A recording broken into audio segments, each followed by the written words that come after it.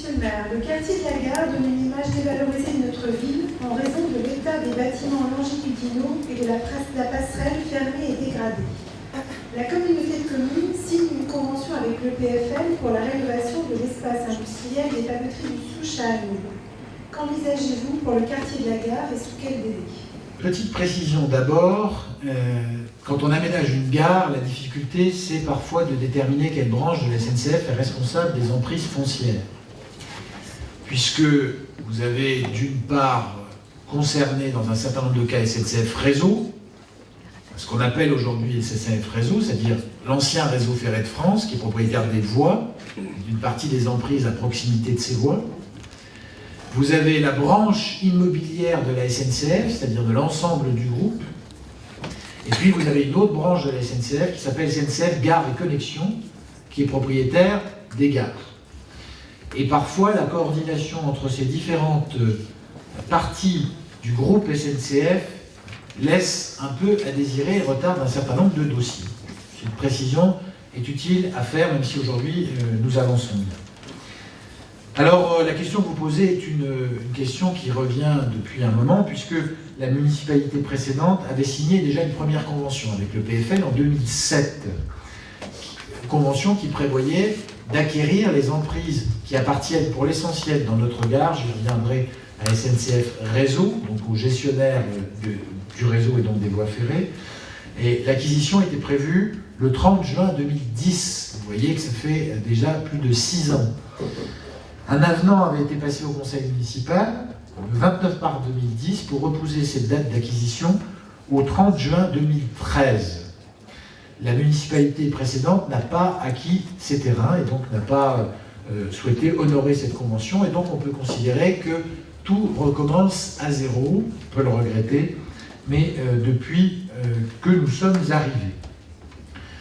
Alors, le dossier a été relancé par nos soins en 2015 sur la base d'un projet d'aménagement nouveau qui prévoit trois objectifs. Un objectif de mobilité, un objectif de dynamisme de cette zone et un objectif de sécurité.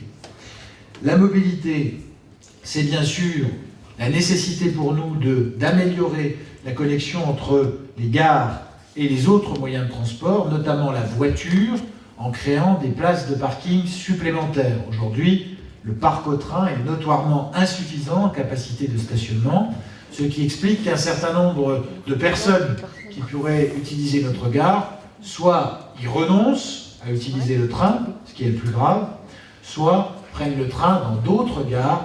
Et il suffit pour ceux qui connaissent la gare d'Étival-Clairefontaine d'y penser pour comprendre ce que je veux dire. Donc premier objectif, la mobilité. Favoriser la connexion entre le train et d'autres moyens de transport, la voiture, mais aussi les bus. Tous ne démarrent pas de la gare, et donc il est souhaitable de mieux les connecter, mais également les vélos ou autres moyens de déplacement. Deuxième point, je parlais du dynamisme. C'est la raison pour laquelle nous réfléchissons aussi à la question du buffet de la gare, qui est un espace intéressant pour l'animation de la ville et son attractivité commerciale. Et puis, dernier point, la sécurité, avec ce problème que nous connaissons de la passerelle qui traverse donc les voies ferrées. C'est donc un triple problème auquel nous essayons de faire face depuis 2015. Concrètement, aujourd'hui, nous travaillons à la réalisation d'un pôle d'échange multimodal, un PEM, sur cette gare, de façon à favoriser, je le disais, ce triple objectif à la fois de mobilité, de dynamisme économique et de sécurité. Cette démarche a été relancée sur des bases nouvelles, puisque dans le contrat de plan État-région 2015-2020, notre opération d'aménagement de la gare est inscrite. C'est d'ailleurs la seule opération inscrite avec la gare de Sarrebourg, donc nous n'avons pas manqué le coche de l'inscription, puisque des crédits d'État et région sont prévus pour aménager cette gare au cours de ce mandat. Je précise, je rappelle que, encore une fois, c'est 2015-2020, cela dit, qui est intervenu et quand. Alors aujourd'hui, nous avons commencé à travailler très sérieusement donc depuis 2015 avec la région Lorraine puis la région Grand Est, avec l'établissement public foncier de Lorraine et avec la Société nationale des chemins de fer français, en particulier avec sa branche réseau.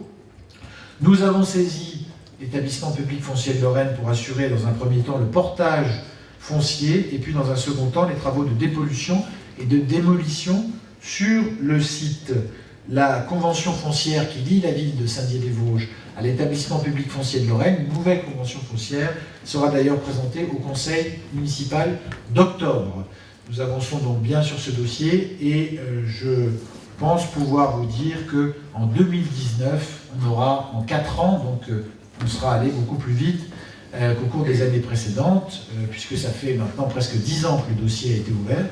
Et en 4 ans, donc entre 2015 et 2019, nous aurons fait ce travail avec, paraît-il, un soutien très appuyé de la région Grand Est pour les raisons qu'on peut imaginer. Le cumul des mandats n'a pas que des mauvais côtés.